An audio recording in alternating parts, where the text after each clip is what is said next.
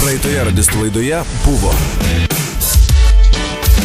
Pažiūrim, kaip reaguos, jeigu pasakysim, kad užstrigom lifte. Raštą jungsiu, Rolai. Rūšiško akcentų kalbėjau.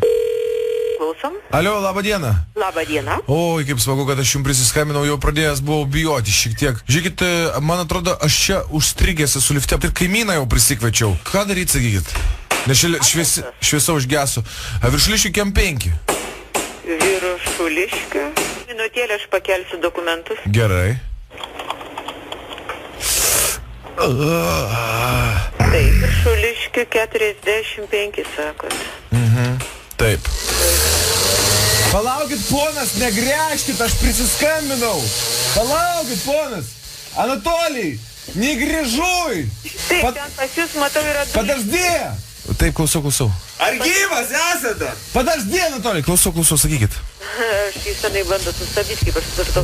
Čia dabar pas jūs yra 2 liftai. Kuriam dabar daug maž esate užstrigę?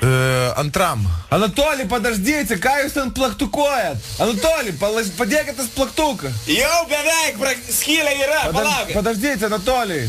Paprasčiausiai sugadinsit liftą ir reikės visiems. Taip. Anatolij, palamajus liftas.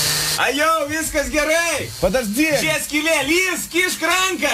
Jis čia bando praskėsti, čia tokio... Pirma, liftas gali suveikti giljotinos principų ir jūs kažką tai galite ir nusikirsti, neduok dievę. Ne. Gerai, aš toj perduodu avarinį, kad važiuotų jūs išleis. Kad išvažiuotų. O kiek čia laiko gali užtrukti? Avarinė šiuo metu Knygės gatvėje. Toj privarys. Tai va taip daug maž toks laiko tarpas. Labas vakaras, ponė, mes juokaujame.